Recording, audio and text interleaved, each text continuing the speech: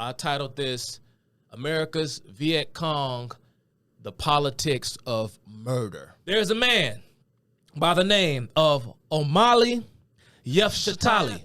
You have the emergence in human society of this thing that's called the state. What is the state? The state is this organized democracy. It is the police department. It is the army, the navy. It is the prison system, the courts, and what have you. This is the state. It is a repressive organization. But the state, he says, you've got to have the police. Because if there were no police, then look at what you'd be doing to yourselves. You'd be killing yourselves if there were no police. But the reality is, this is the reality according to Yefshitali, that the police become necessary in human society only at that junction in human society where there is strife between those who have and those who ain't got. Understand what he just said. Because, see, this goes back. This goes back to the original assertion of the left.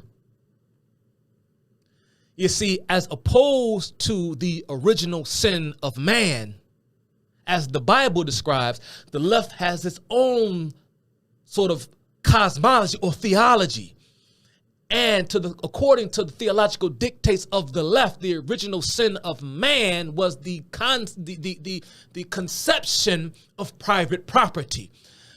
The proclamation or the advent of private property as a concept was the original sin of man, because it was the principle of private property that led to man's alienation. It is what led to his alienation from his state of perfection. You see, without social inequity, there would be no need for law enforcement. Why? Because no one would feel the need to steal from another man, because we'd all be the same. Because once upon a time, we shared things communally. So you have to understand, for those of you who, and I know you all get it, and I'm preaching to the choir when it comes to most, but for those of you who don't understand, this is why there is this hatred for law enforcement, because law enforcement embodies the authority of the state. And the state, according to Yefshitali, is a repressive organization. The state keeps in place the social and economic hierarchy that is, of course, predicated upon exploitation. Because that is what the abuse of the human language means when you start talking about capitalism. That's what you're talking about. You're casting a spell on reality itself. And that's the point. So that is why the left abhors. This is why they find police and law enforcement objectionable. Because one's actions in life are not driven by his own individual will and conscience. It's sort of like, the old Gnostics believed that the source of sin was matter. And the soul's purpose is to escape from the clutches of matter. The Hindus have their own version or concept or word that they use to describe the illusion that is the physical realm. They refer to it as the realm of Maya. I believe that's what it's called. Pardon me to all my Hindus if I'm getting you. But matter is the veil of illusion.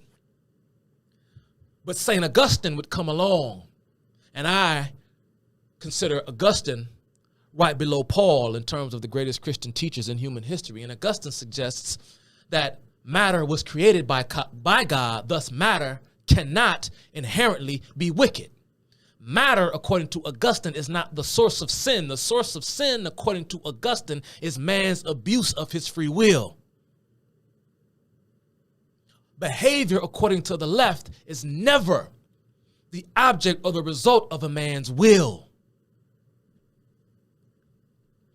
Which leads us to, I know, are you all familiar with the Black Panther Party's 10-point program? Have you ever read it?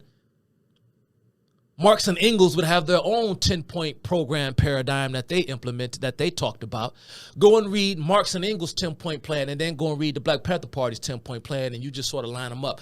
I especially like the Black Panther Party's 10-point plan, point 8 and point 9. Point 8, when they talk about police, and point 9, how they demand the release of all black prisoners in federal prisons, state prisons, and county jails. Because no black prisoner, according to the Black Panthers, was given a fair trial. So I just wanted to start that off. Amala Yefshatala, a.k.a. Joseph Waller. Now, I'm going to bring up a man named Jean Genet. Right? I don't speak French. If you read it, right, more of an Anglophone pronunciation. If you look at it and you try to pronounce it phonetically, you would probably pronounce it Jean Genet.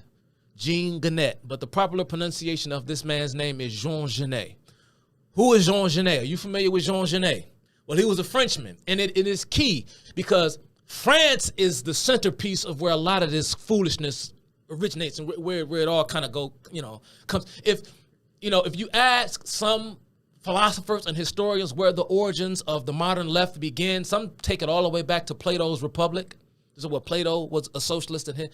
I don't want to muddy up the waters too much, but we'll just sort of start at France just for a second, because a lot of the political understandings all across the Western world, it began in late 18th century France. The very term and the very concept of left and right began in France with the General Estate of France in 1789.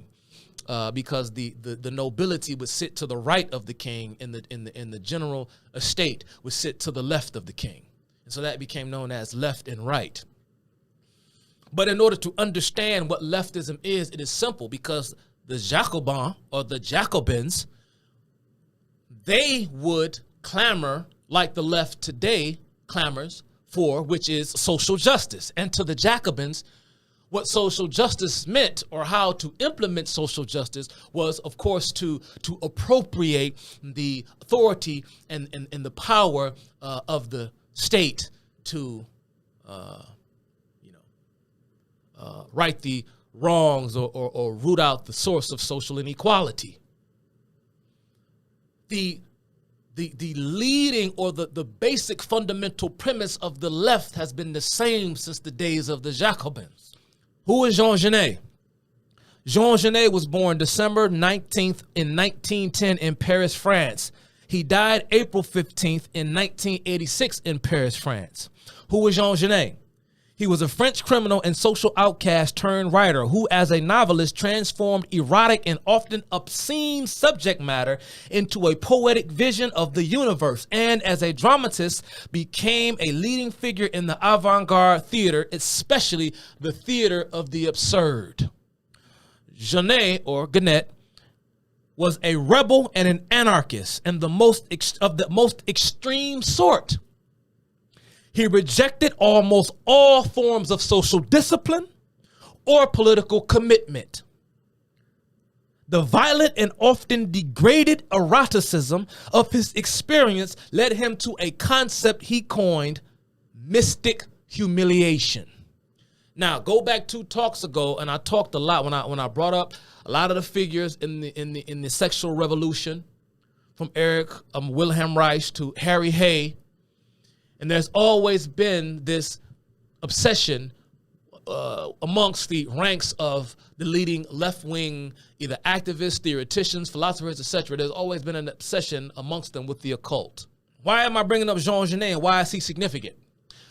Jean Genet came to the United States in 1970 to engage in a public relations campaign to try to garner sympathy from the American public for that of Bobby Seale. Bobby Seale, for those of you who don't know, was the co-founder of the Black Panther Party. He was the second in command of the Black Panther Party. We're going to get into some of that.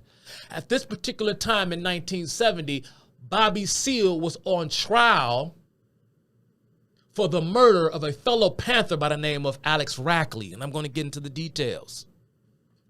But Jean Genet came to the U.S. because he wanted to do a profile on the Black Panther Party. Jean Genet, for his time, was what Marquis de Sade was for his time in France. If you all don't know who Marquis de Sade was, boy, Marquis de Sade was the Larry Flint. He was the Hugh Hefner of his time. Maybe even worse. Marquis de Sade was pretty much an 18th century pornographer who was he was one of the key figures, one of the key philosophical figures that led to the French Revolution. Because again, sexual freedom or sexual revolution and the politics of the left go hand in hand. We know that from Wilhelm Reich going all the way back again to Marquis de Sade. Jean Genet wrote an article in Ramparts magazine. I won't get to Ramparts because Ramparts magazine plays a key role in everything that went on with the Black Panther Party and some of its key members. He wrote an article in Ramparts titled "Here and Now for Bobby Seale." Now, Jean Genet, you got to understand, didn't speak a lick of English. You can go and actually watch some of his interviews on YouTube or whatever social media platform you like to do your streaming from, and you can see some of his interviews when he came to the United States to speak up on behalf of the Black Panther Party. But what I also find interesting about Jean Genet, and he went while he was here, he spoke at Yale, Columbia City College, etc. One of the men that Jean Genet influenced, although they were pretty much contemporaries. Another man who Jean Genet influenced or sort of inspired was a man by the name of Jean-Paul Sartre, or Jean-Paul Sartre. I don't know the French say Sartre, Jean-Paul Sartre.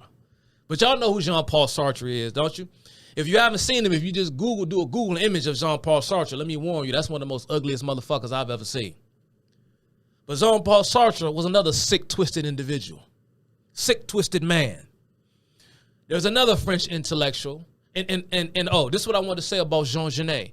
And Jean Genet would suggest it, and this is what led to Genet's affinity for the Black Panther Party, because Jean Genet and Jean-Paul Sartre viewed the criminal as a quote, this is a quote, as a quote, primitive revolutionary. A primitive revolutionary, especially or particularly the black criminal, because criminality was the only resourceful political or revolutionary outlet for the criminal. So the criminal is acting out on behalf or acting out on the basis that they are in fact an oppressed or a political, they're being put upon politically, if that makes sense. So again, you have a lot of this highbrow kind of stuff, right? This is coming from, white intellectuals who are granting their imprimatur on black criminality. It gets deeper. There's another, I believe this man was French as well. He's another French intellectual who was a icon of the left. Another sick, twisted individual by the name of Albert Camus. He just simply goes by the name Camus. If you all don't know who Camus is, look up Albert Camus. And there's another Frenchman who happens to be black, who is a key figure in leftist philosophy in the 20th century. And that man, many of you are probably familiar with him, is a man by the name of Frantz Fanon. Frantz Fanon. All of these men, from Jean-Paul Sartre, Albert Camus, and Frantz Fanon, were all philosophical favorites of none other than your boy Huey P. Newton himself. And I'm going to explain that, and we're going to get to that. So while Jean Genet was visiting the United States in 1970, the New York Times published a piece on May 1st, 1970, on May Day. This article was written by John Darton. He quotes John Darton, in his 1970 article. He says, "They are the edge of the knife," they meaning the Black Panther Party, "and the rest of the country is butter. and the butter is trying to cut the knife. It's a brutal, violent country which has a gall, the nerve to preach nonviolence to blacks. Whites do not have the impression of living in a fascist country, but blacks do.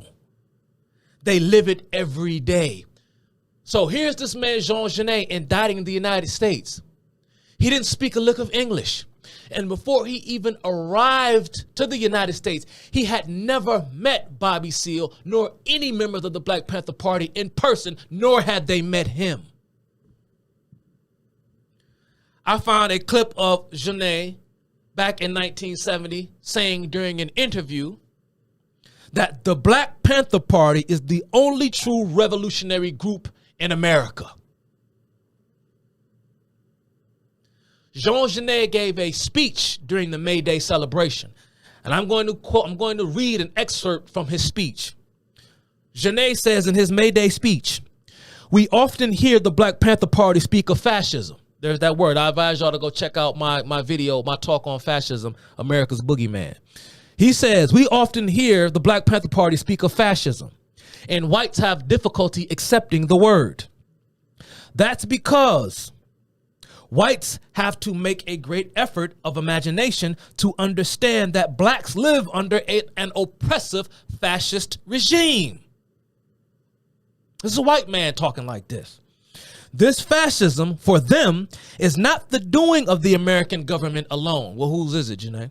He says, "but also the entire white community, which in reality is very privileged." Did y'all see the firestorm that the creator of the comic strip Dilbert, y'all see the firestorm he ignited by telling white folks to get away from black people? Due to the results of a recent Rasmussen poll, which claims in its findings that nearly half of black people don't think it's okay to be white. My man, John, his name was Scott Adams is his name. He said, "Man, I've tried to bridge the gap. I've tried to do my best to try and help black folk. I can't do no more. If you got half of the people," this is a quote of Scott Adams, "if half the people in a group don't like another group, that's a hate group. That's a hate group." But here's Genet fanning these flames in 1970. He every bit of white. Let me explain something too while I have you here. Because the very concept, understand, notice what I just said. He said that white people as a whole in the United States are privileged. So when you hear folks talk about white privilege and this carrying on, this did not become a part of the popular political lexicon over the last 5 to 10 years. This was popular back then. Because the new left of the 1960s, which was born in California, now that's key because we're going to talk about how the relocation, because prior to the old left, you can say, if you wanted to just put a geographical home to it in the United States, you could say the home of the old left was New York City. The home of the new left became the Oakland, Berkeley region of California, the San Francisco Bay Area of California.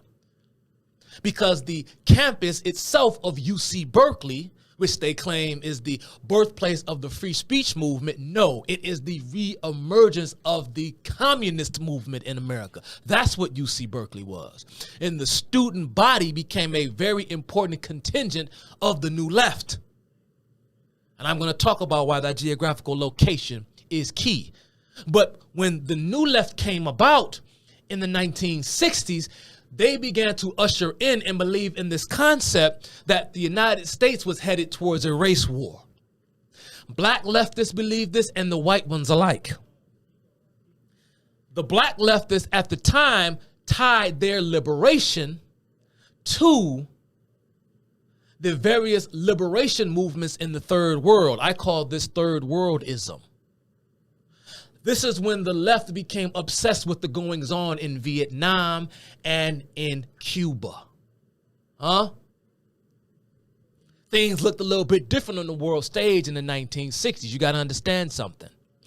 And the white radicals believe that in order for whites to make up for their white skin privilege, they must become a fifth column in the United States and fight in the race war on behalf of blacks under their directive, meaning the directive of the black revolutionary. I don't know if you all are familiar with the Symbionese army. The Symbionese army was headed up by a black man. I forgot his real name. I think his name was Sinkay something. Of course, Sinkay named after the famous African who rebelled on the slave ship Amistad. But all of his subordinates were white. The members of the Symbionese army were all white. And remember, they famously kidnapped that one woman, and she ended up becoming a member of the Symbionese army. She developed Stockholm syndrome and became one of them.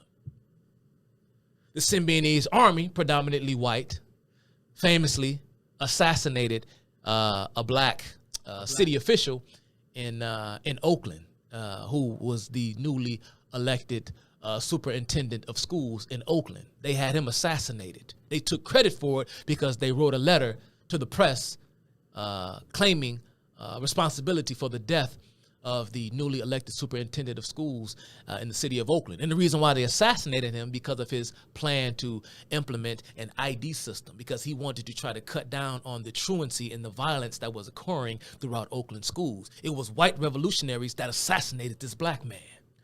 Back to Genet. This is continuing with his speech. Here, whites are not directly oppressed, but blacks are. In their minds and sometimes in their bodies. Black people are right to accuse whites as a whole of this oppression. So Genet is saying blacks have a right to accuse whites as a whole. They are right to speak of fascism. He ends his May Day speech, and if you want to read the entire May Day speech, it's online. You can go and read it. Jean Genet, Jeangenet. He ends his speech with this line: Bobby Seale's life depends on you. He's talking about the American people. And your real life depends on the Black Panther Party. This is why I titled this, and this is going to be the title when I put it on YouTube, America's Viet Cong. Because the Black Panther Party was the tip of the spear for the New Left. And you're going to find out what the Black Panther Party was doing behind the scenes if you don't know, and why they operated with virtual impunity, and why they are still lionized as heroes in American culture today. Charles R. Gary was quoted in that same article. Y'all know who Charles R. Gary is? Charles R. Gary was a lawyer to many members of the Black Panther Party. He was sort of like one of their, he was the lawyer of the Black Panther Party. He defended Huey, I believe, maybe even in all of Huey's legal run-ins. Charles R. Gary was a part of his legal team. Charles R. Gary says of Mr. Genet or Genet, he idolizes them, and they think he's out of sight. He's a real revolutionary. Charles R. Gary, Charles R., last name spelled Garry. Look up Charles R. Gary. What a lowlife. What a despicable man Charles R. Gary was. Charles R. Gary would admit as well that Huey P. Newton, contrary to what you may think, loved when he got all white juries because he knew that he could play on their ignorance. And Huey knew that white middle-class liberals would believe the lie that he was some oppressed revolutionary. He knew black folk wasn't going to fall for it. Charles R. Gary was also the lawyer for Jim Jones. That's all you need to know about him. Jim Jones, and I said this before, and I know a lot of you probably already know, Jim Jones, for all of my Shade Room watchers, y'all know who Jim Jones is, yeah. Angela Davis was real fond of Jim Jones. They exchanged letters on several occasions. You can go and read the letters that Angela Davis wrote to Jim Jones in support of his church organization. For those of you who Angela Davis did what she had to do for the black cause. Okay. So let's get to the background of the Black Panther Party a little bit before we really get into the meat of this. Huey Newton met Bobby Seale in 1961 at Merritt College, where both of them would join the Afro-American Association, a black cultural organization led by a man named Donald Worden. Now, some of you who do your research, you know a lot of the folks and the facts and the figures from back then are probably familiar with Donald Worden. He's a piece of work. Donald Worden was pretty much Huey P. Newton and Bobby Seale's, one of their key mentors. They looked up to Donald Worden. But of course, Donald Worden, I suppose, wasn't radical enough, which led to the eventual, well, you know what ended up happening. We're going to get to it, but I'm trying to run through this. It was at Merritt College where Huey P. Newton, specifically, and Bobby Seale would, of course, learn Marxism. They learned Marxism at Merritt College. They were also heavily influenced by a man named James Foreman. Look James Foreman up if you're familiar with the civil. Again, if you know, you know. To quote Pusha T, if you know, you know. James Foreman. I think this is the James Foreman. Story goes that Eldridge Cleaver held a gun to James Foreman's head and forced him to play Russian roulette. The gun wasn't loaded, unbeknownst to Foreman, but this is said to have terrorized Foreman so much that he permanently backed away from the Black Panther Party and was never the same, or never had he didn't have a serious presence in politics again from that point forward, because he was so terrified at how radical and extreme the so-called civil rights movement had become, when he thought that he was almost murdered by Eldridge Cleaver. I said it wrong. He was also influenced by Stokely Carmichael, head of SNCC, and I think the later head of SNCC, H. Rap Brown. So here you had Foreman, Stokely, and H. Rap Brown were all heavily influenced Huey P. Newton, and of course Bobby Seale.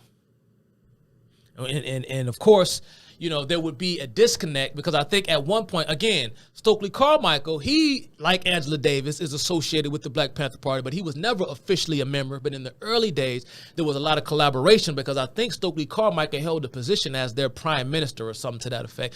But he would eventually step down, due to internal feuding and fighting and so on and so forth, because one of the key ideological differences between the Black Panther Party and a lot of the difference between the Black Panther Party and a lot of their black revolutionary counterparts was the fact that the Black Panther Party rejected what they referred to as cultural supremacy.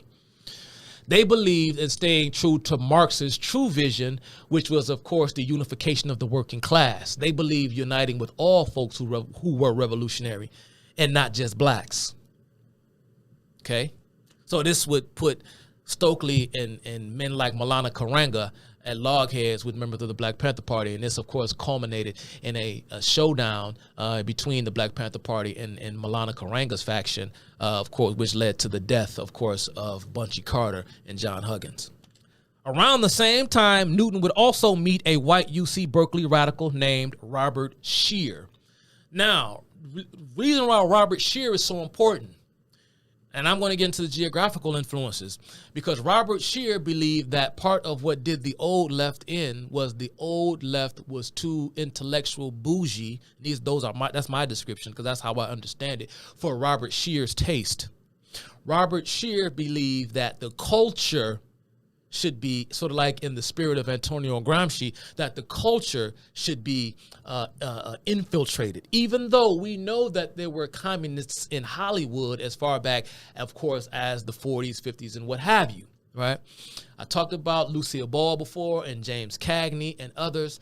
There were all sorts of men singers, Paul Robeson, Woody Guthrie. I can go on down the line of a lot of the figures in entertainment who were out about their communism and what have you. And there's even, ladies and gentlemen, this was never proven, as a matter of fact, and it was the California legislature that did a ton in trying to get to the bottom of what was actually going on in Hollywood. I forgot the name of the man who testified before the California state legislature, that he dropped names, and amongst the names that he dropped, who he said met up at these communist meetings and what have you, these learning seminars, was none other than, here's looking at you, kid, himself, of Maltese Falcon and Casablanca fame, none other than Humphrey Bogart.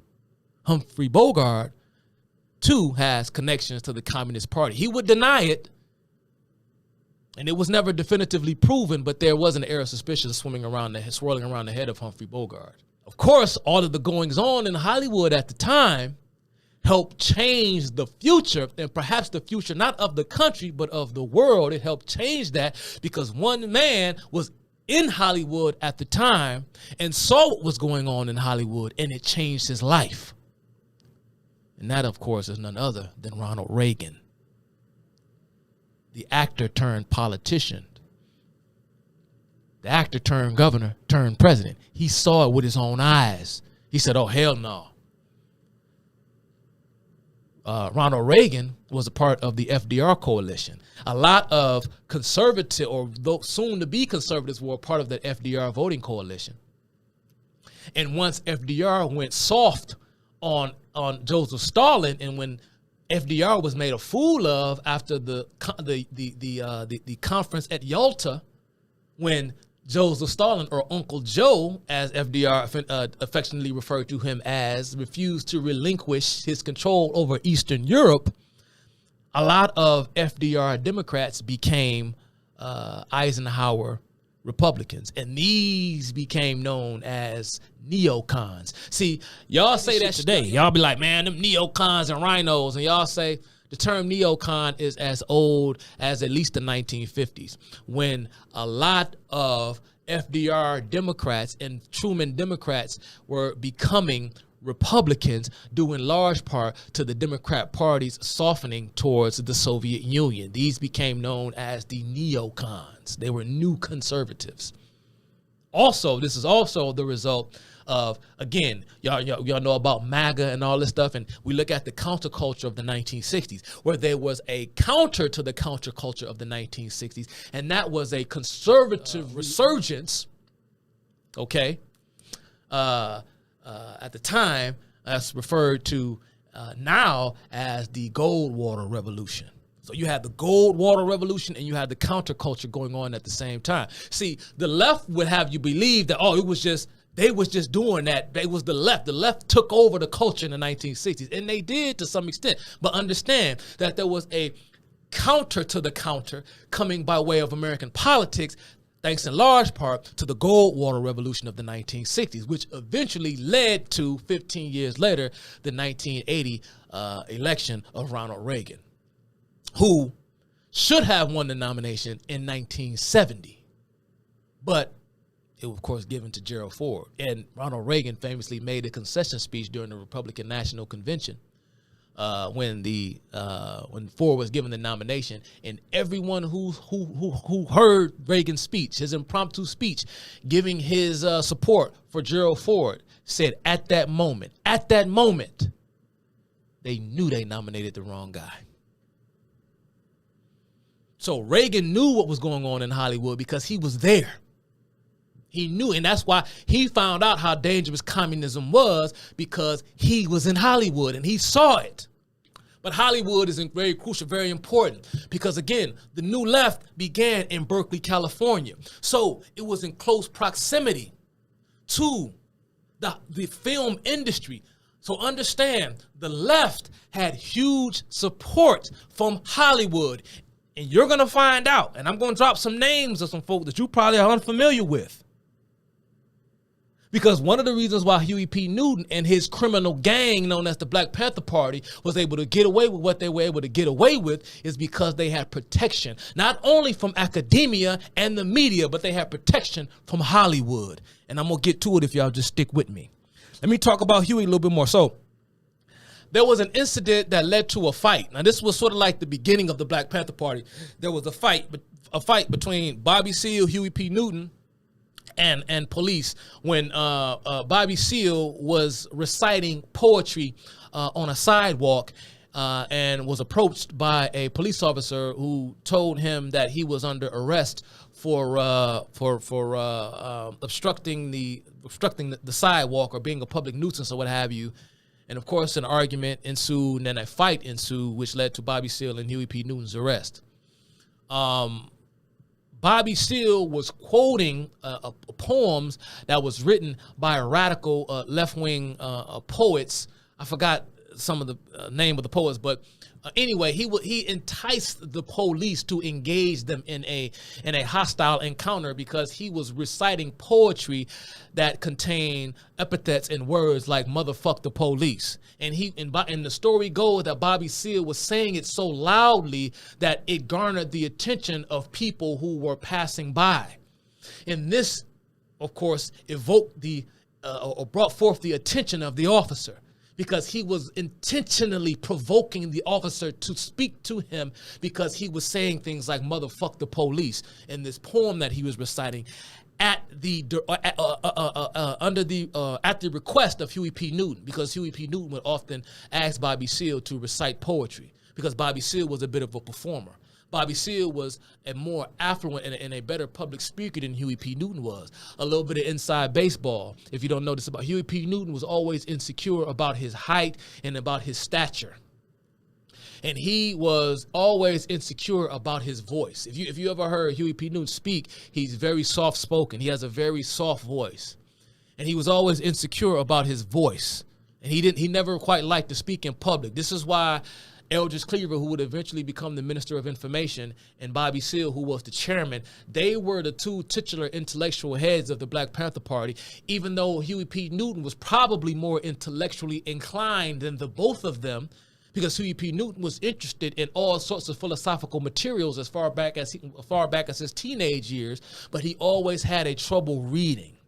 This is probably what hampered him educationally, but he had the perseverance to kind of push through, and he would still do his best to learn and read the works of some of these philosophers and historians and intellectuals, even though he had trouble reading. So Huey was the intellectual, and Bobby Seale was the more extroverted character. But Huey was always jealous of Seale in that regard because Seale was taller, he was older, he was more physically imposing, he had a deeper voice, and he was more well-spoken. But the flip side of that, Bobby Seale looked up to Huey because Huey was more intense, more militant, more angry, and he could fight. Huey was a better fighter. And in that instance, when Bobby Seale was harangued by police, Huey jumped in to defend Seale and started beating up the police. And from that moment, Seale says, and he's quoted as saying, "I knew from that moment I would never go anywhere or find myself getting into anything without my brother, without this man, because I know this man got my back." And so that prompted them to want to start this organization, because shortly after they bailed out of jail, there was another gentleman, the story goes, who they believed was arrested around the same area, because there's a stretch from the campus of UC Berkeley to Merritt College, and you go further along. I can't really describe the geographical particulars of it, but the Oakland ghetto and UC Berkeley are not far from one another geographically, right? And so a lot of things would go down along this one particular strip. And there was another incident where a man was accosted by police and arrested. And it was Bobby Seale and Huey P. Newton that put the money together to bail this man out of jail. And the story goes that the man was so thankful to Seale and Newton that he broke down in tears and thanked them. This, the story goes, is what prompted Huey and Seale to contemplate starting a new civil rights organization. And the rest, I say, is history. On January 1st, 1967, the Black Panther Party opened its first official headquarters in a storefront on 56th and Grove Streets in Oakland, California. To sum it up, by the 1970s, the Panthers had become an important force in Oakland politics, gaining membership on various community and anti-poverty boards. They controlled patronage programs funded by the federal and state governments and won recognition as an important power broker within the state Democratic Party. Bobby Seale even finished a credible second in a race to become mayor. During the mayoral campaign, just as an aside, one of Bobby Seale's bodyguards had shot and murdered a paperboy.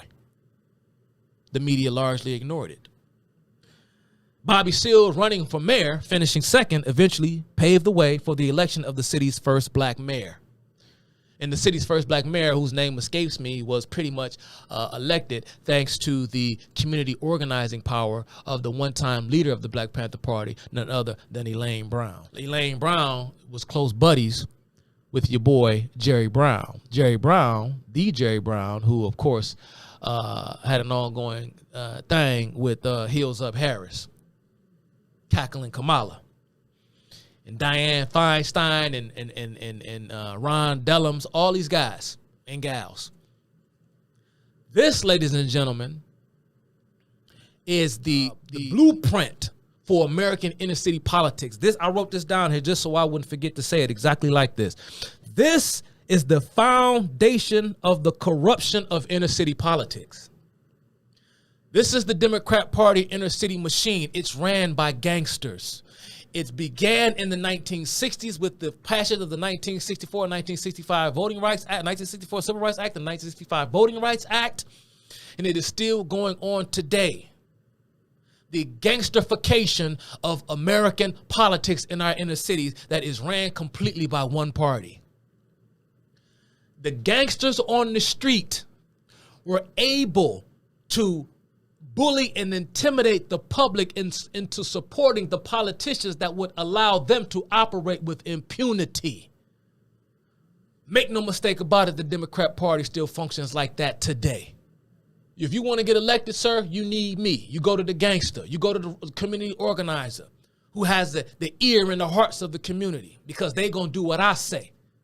They not going to listen to you. They don't give a damn about politics. What's going on in the street? They going to do what I say. But if you want me to get the niggas in the hood to vote for you, what you going to do for me? It's a hustle. Politics became a hustle. It became a hustle to the gangster. Huey P. Newton was a hustler. Now, let's talk about the murder of Officer John Frey. Y'all familiar with that? Y'all know, y'all familiar with the murder of John Frey. The murder of John Frey. Let me detail it for you. On October 28th, 1967, Officer John Frey made a traffic stop on a vehicle with multiple outstanding warrants. When the officer discovered that neither the driver nor his male passenger were the registered owners of the vehicle, he requested additional assistance. Officer Herbert Haynes responded as the driver was pulled from the vehicle.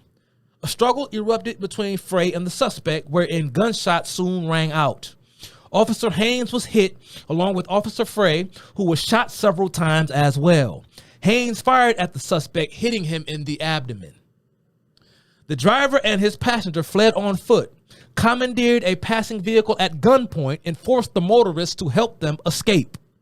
The wound being too severe, the suspect, once safely away from the scene, was taken to a hospital by a friend. While there, the driver was arrested for the murder of Officer Frey and the attempted murder of Officer Haynes. The driver was Huey P. Newton. Now, this was the episode that transformed Huey P. Newton into a folk hero. This began it all. The shooting of Officer Frey. Despite witness testimony, the key witness in the state's case was a black bus driver. He was black. Despite witness testimony and physical evidence, the prosecution struggled to convince a jury that Newton had murdered Frey and could only reach a manslaughter conviction. In response, the Panthers incited the Free Huey campaign that found ready support amongst a collective of students, anti-war activists, black power groups, disaffected minorities, and a host of other leftist organizations. Newton was released from prison just 3 years later when his conviction was overturned on appeal due to a technicality. What's the technicality, Chuck? I didn't feel the need to go into detail. It's something dealing with how the judge gave improper instructions to the jury and what have you. You can go look into and get into the meat of the John Frey or the Huey P. Newton case if you like. I just wanted to make the point that Huey P. Newton was eventually released. His conviction was eventually overturned, and he was acquitted of the murder of John Frey. Newton publicly maintained his innocence until shortly before his death, when it is rumored that he finally admitted to a close friend that he intentionally killed Officer Frey. Now, whether he intentionally killed him or not, or whether it was merely self-defense, an accident, we don't quite know. But wink, wink, we do know. Because if you believe the bull that they tell you, I don't know what else to tell you. Let me show you all something. What's this here? Let me put it up to the camera. That book there, this book here, should I say. This book here was written by Ward Churchill and Jim Vander Wall. The book title is The COINTELPRO Papers, Documents from the FBI's Secret War Against Dissidents in the United States. The COINTELPRO Papers. This is the seminal work on the FBI's counterintelligence operation. Many people who still to this day give cover and make excuse for the Black Panther Party cite the COINTELPRO program.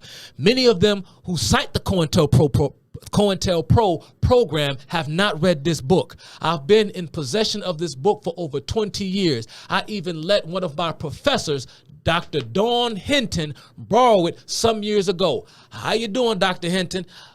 Boy, have I come a long way. I don't know if you see me today, if you would be proud or if you would be sad. I think you might be sad. Because I got a lot of my leftist bona fides when I was a young idiot from you. I love you, Dr. Hinton, but boy, oh boy, did you put me on the wrong path. Remember when I let you borrow this book? I was letting professors borrow books. That's how much reading and stuff I used to do and studying I used to do. But here's the COINTELPRO papers. You can read them. I ain't even gonna go into it. I ain't got time for it. But if you're interested, here it is. I just want y'all to see that I didn't just fall out the sky. I done came a ways. The COINTELPRO papers. Because everything was the FBI's fault. It was all the CIA. It was all a setup. Let's talk about the case of Eldridge Cleaver and the death of Robert Hutton. I know y'all familiar with this. This was the first Hands Up, Don't Shoot. This was before Michael Brown. I'm going to talk about the death of Lil Bobby. This is what he went by. Little Bobby was the Black Panther Party's first recruit. This is why he's well known, because of how he met his end and the fact that he was the Black Panther Party's first recruit. So he was the third member of the Black Panther Party, Little Bobby. Y'all familiar with Little Bobby? Convicted of assault with intent to murder at the age of 22, Cleaver spent 9 years in prison before an essay he published in Ramparts magazine. I talked about Ramparts earlier. Who had an article published in Ramparts? Jean Genet. Jean Genet is the Frenchman, the French eroticist, who came to the United States to try and garner public support for the acquittal of Bobby Seale. He had an article published in Ramparts magazine, which won him his parole in 1966. What is Ramparts magazine? It was founded in 1962 outside of San Francisco by Edward Keating, who was a so-called liberal Catholic. It would quickly devolve into a full-blown leftist rag thanks to its editor, Warren Hinkle, and managing editor, the aforementioned Robert Scheer. Robert Scheer would later go on to start a cult, a bit of a communist commune that he referred to as the Red Family, along with Tom Hayden. Y'all know who Tom Hayden is, right? Okay. Cleaver's prison letters, published by Ramparts, would become a bestseller known as, what's it called? Soul on Ice. So you got this Antonio Gramsci-like phenomenon. Antonio Gramsci, the Italian communist who heavily influenced the minds of the Frankfurt acolytes and the American intellectuals. Antonio Gramsci's work was, of course, translated into English by none other than Buttigieg's father. You have the same phenomenon going on with Eldridge Cleaver. The majority of his intellectual legacy or the magnum opus, should I say, which is Soul on Ice, was written by Cleaver while he was in prison. It was the faculty and the folks behind the magazine Ramparts that facilitated Eldridge Cleaver's parole and early release. Where did I leave off? So let me back to Ramparts. Cleaver was even put on the staff of Ramparts after his release from prison. So he was a staff member at Ramparts. Ramparts from about 1965 to, I think they finally shut their doors in the early 1970s. Ramparts was the leading left-wing magazine in the country. Ramparts would also, just to give you Ramparts bona fides, Ramparts would also publish Che Guevara's diary. And in 1967, it ran a photo essay called The Children of Vietnam. This was a photo essay, The Children of Vietnam. So when y'all see all them pictures of burning villages, naked little kids running, women culling their babies, running, crying, you all this talk, all this stuff about America and our atrocities in Vietnam and all the stuff we were doing to the villagers and so on and so forth. Remember John Kerry and how he came back and so, told the story about all of the abuse that he's seen being carried out on behalf of. All of it was lies. All of it untrue. I mean, when you look at the images, hell, it's a war. Nobody likes war. But who had the moral high ground? But they ran this photo essay, tugging on your heartstrings. Oh, in the war. It was the 1967 photo essay that sparked Dr. Martin Luther King Jr. It led him to publicly criticize and publicly come out against the war for the first time in 1967 after the publishing of that photo essay in Ramparts. Now, there was also a famous incident. I don't know if you know this, but Eldridge Cleaver, did y'all know that Eldridge Cleaver was for a short time Betty Shabazz, the widow of the then widow of Malcolm X, for a period of time. He was her personal bodyguard. He and fellow members of the Black Panther Party would escort around Betty Shabazz, particularly when she would come to visit Rampart headquarters, because she was interviewed several times for their magazine. Now, the story of Lil Bobby goes, right? So the story, and I know y'all familiar with the story. If y'all saw the movie Panther that was released, I ain't seen it since I was a kid, but I think in the movie Panther, they showed because the killing of Lil Bobby is one of the most infamous instances in the history of the Panther cause. That and the death of Fred Hampton. Now, am I going to talk about Fred Hampton? No. Why? Because I don't want to. Because see, y'all play this game, but see, we gonna lean into the other side today. We gonna lean into that because we need to hear what they have to say. When I say they, you gonna find out who the they is when I get to it. But I'm sick and tired of making martyrs out of men like Fred Hampton and Bobby Hutton and Huey P. Newton. Again, I know the folks that I tagged in the beginning didn't come in here. You can send it to whoever you want to send it to. This is an incitement to an intellectual war. Motherfucker, bring it on. Bring it on. I didn't talk about Fred Hampton because I didn't want to. Bobby Hutton, it is said, was shot while trying to surrender. He tripped, and then that's when police opened fire and killed him as he was trying to surrender. It is said that there was something about, mind you, a lot of what took place in this particular instance is all conjecture. We don't really quite know, or do we know? We do know, and we know what happened because the main character involved told us, and I'm going to get to it. Because originally we were told that it was a team, it was about a dozen or so, it was about maybe 2 or 3 cars of Black Panthers being led by Eldridge Cleaver. When Eldridge Cleaver, I think the story goes that he stopped, exited the vehicle, and went to the side of the building or to the side of the car to urinate, I guess, in public, or something to that effect, which invited the attention of police.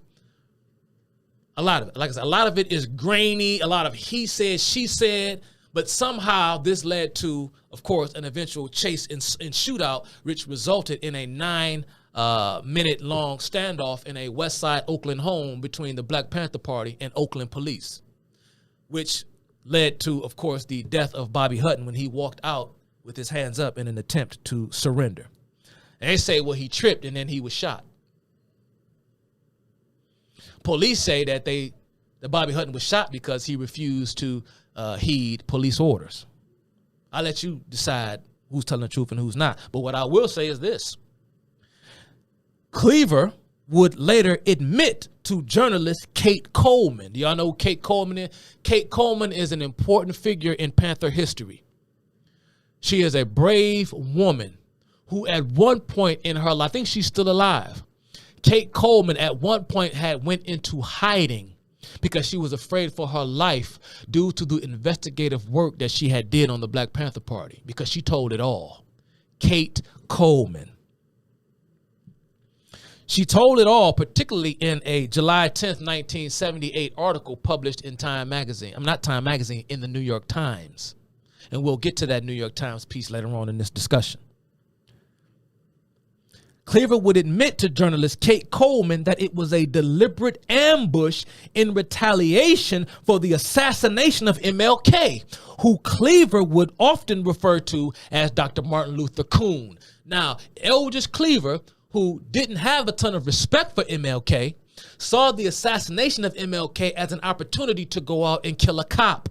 He gave his subordinates the order to go out and kill a police officer. He admitted this, and the story was featured and appeared in a May 19th, 1980 issue of New West magazine with the cover title, "Sold Out." Eldridge Cleaver admits he ambushed those cops. He admitted to journalist Kate Coleman almost 20 years after the fact that the cops did not provoke the shooting, he did. And it was all a plan.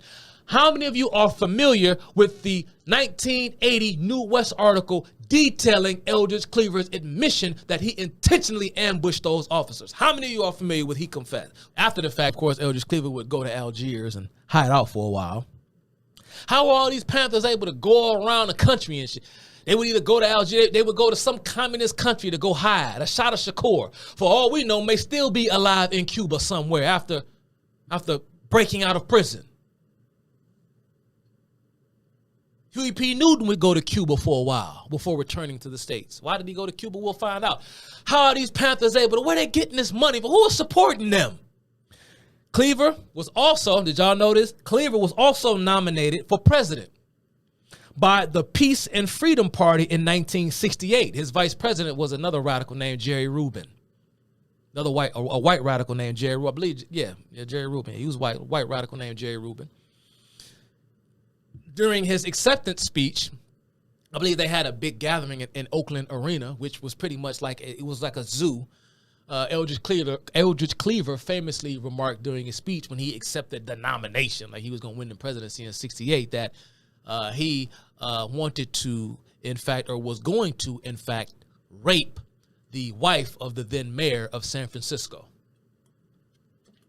Now, if you're familiar with Eldridge Cleaver's background, you probably wouldn't take that threat too lightly. Now we move on. The politics of murder, y'all. We move on to the New Haven 7. Y'all know about the New Haven 7? Some of y'all probably do. Y'all know about the New Haven 7? Let me tell y'all. So here it goes. In May 1969, Alex Rackley was suspected by other Panthers of being an informant. He was brought to Panther headquarters in New Haven, Connecticut, held captive, and tortured for several days before being taken to the wetland of Middlefield, Connecticut, where he was murdered. Going into more detail. The day was May 18th. On May 18th, Rackley was brought to 365 Orchard Street, which was home to a fellow Black Panther member named Warren Kimbrough. In Kimbrough's daughter's room, Rackley was tied to a bed where boiling hot water was poured over his torso, shoulders, thighs for 2 days straight. The man had his skin burned off of him with boiling hot water. Rackley would eventually confess to being an informant, after which he was executed, shot in the head by Kimbrough and fellow Black Panther member Lonnie McLucas, who shot Rackley in the chest before dumping him in the Coachong River. I don't know how to pronounce that river. Some river in Connecticut, Coachong River. So he was shot in the head, shot in the chest, dumped in the river. The New Haven 7, because there were 7 Black Panther Party members involved in this conspiracy to kill Alex Rackley. I only brought up Kimbrough and McLucas because they were the two most important. And there was another one. I forgot his name. I know his last name is Sam, but I forgot his first name because he and Kimbrough would plead guilty. McLucas would admit his involvement, but he would claim that it was a conspiracy and he participated against his will. Now, what university, what well-known university is located in New Haven, Connecticut? Do we know? New Haven, Connecticut is the home of Yale University, ladies and gentlemen. Why is that important? Well, coincidentally, at the time Alex Rackley was being murdered, Bobby Seale was present at Yale to give a speech. So Seale is in Connecticut while Rackley is being tortured and murdered, giving a speech at Yale. This is 1969. Why in the hell is a man like Bobby Seale being invited to speak at such a prestigious university? Why? You wonder why the Black Panther Party is such a mainstay in American culture. This shit didn't happen by accident. Because they were given validation and they were granted their imprimatur by way of respected institutions of American society. Even the Yale president at the time, whose name was Kingsman Brewer, remarked something to the effect that he doubted that a black revolutionary could get a fair trial in America. He even had to momentarily suspend classes at Yale because the campus was in such an uproar in the defense of Bobby Seale. In the defense of the New Haven Seven. Bobby Seale would become a member of the New Haven Seven because it was Lonnie McLucas who would testify that he killed Alex Rackley under the orders of Bobby Seale. You got to listen to the irony in what I just said there. They said, I doubt whether a black revolutionary could get a fair trial in America. Can you even fathom the irony? The hubris. You are a revolutionary, but you want fair treatment from the very system that you are seeking to overthrow. This is how these motherfuckers, that's how they act today. They turn around and want to burn the system down, overthrow this, overthrow that, but yet they want justice from our courts, the taxpayer courts. They want justice. They want our laws to reflect, These punk-ass revolutionaries always talking this bull crap. Bull crap, yeah. Y'all see, I can euphemize. I didn't curse. They the first ones, soon as somebody break into their house, they won't call the police. But they the same ones, soon as a black criminal is killed by a police officer while resisting arrest, they the first ones on social media talking shit. But as soon as somebody break into their house, they gonna call the police. So again, McLucas would say that he was under the directives of Bobby Seale and Erica Huggins. Erica Huggins would also become a member of the New Haven Seven, a female Panther. Eventually, Seale and Erica were acquitted of any involvement, just to cut to the chase. And again, Jean Genet was the one, he was involved in a lot of the public outcry. It's mighty strange to see when Bobby Seale, let me just say this. Remember, Bobby Seale and Huey, they were like this. It was funny because Huey looked up to Bobby, but Bobby looked up to Huey. But that would change by the mid-'60s. In a Rolling Stones article titled Revolution on Ice, they were doing a piece on Eldridge Cleaver because by the mid-1970s, there was a rift in the Black Panther Party between the Newton faction and the Cleaver faction. Because guess what? Just like all radical left-wing movements, it began to eat itself because members of the Black Panther Party were beginning to accuse Huey P. Newton of selling out the revolution. Why? Because a lot of the Black Panther Party members were still in the gutter, was still in the streets, struggling, while Huey P. Newton lived in a high-rise penthouse overlooking downtown Oakland. His, by then, second in command, Elaine Brown, was driving around in a red Mercedes, while other female Panthers who were her underlings cleaned her apartment and ran her errands. So there was a beef between Cleaver and Newton by the early to mid-'70s. So this is why the Rolling Stones called this Revolution on Ice, because Eldridge was pretty much sidelined because the bulk of the loyalty still lied in the Newton camp. Lowell Bergman and David Werr wrote the article, and in that article, Cleaver details, or the authors detail, that Seal perceived a need to go in hiding due to fear for his life at the hands of Newton and Elaine Brown. So at this time, Bobby Seale was laying low because he thought that Newton and Elaine Brown had put a contract on his life. And also, if you go to my other talk on the Black Panther Party, I went into detail about the death of Betty Van Patter. I'm not going to talk about Betty Van Patter in this talk for the interest of time, because this is already long. I don't even know if I'm going to finish. My man might come in here and wrap me up, because I got 10 pages worth of notes, and I'm only on page 4. The man, now Warren Kimbrough would plead guilty and turn state's evidence. He would tell the government all type of things that he knew about what was going on inside the Black Panther Party. For that, he was given a shortened sentence. He only served 4 years in prison for shooting a man in the head and pleading guilty. But that ain't even the crazy part about it. Mind you, positive people overthrow the system. Huey P. Newton served 3 years, but had his sentence overturned on appeal due to a technicality. Huggin, Seal, acquitted. Warren Kimbrough, 4 years for cold-blooded murder. But the black man cannot get justice in the white man's courts. They are still saying this today, but as far back as the late 60s, early 1970s, sure enough, cold-blooded killers fronting like they fucking political revolutionaries was shooting motherfuckers and getting away with it. But they gonna tell you that you can't get justice from America. You can't get justice from the white man's courts. When a lot of these radicals in the Black Panther Party, in the Weather Underground, the Symbionese Liberation Army, the Black Liberation Army, I can go on down the line. Most of them did not see a day in prison, not a day.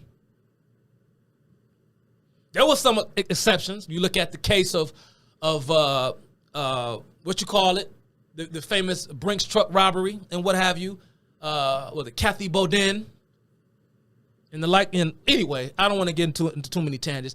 I know this. I can just spot off the top of my head. I know this history too good, y'all. So pardon me if I'm a little bit all over the place. I'm gonna try to keep it in the pocket. Warren Kimbrough served 4 years after his conviction, turned state's evidence, and guess what? This man went on to receive a graduate degree from Harvard. From there, he eventually became assistant dean at what is now Eastern Connecticut State University. This motherfucker, Warren Kimbrough, became the dean of a college. A killer. Chuck, what happened to our universities, man? What's going on? Been like this. I'll give you another example.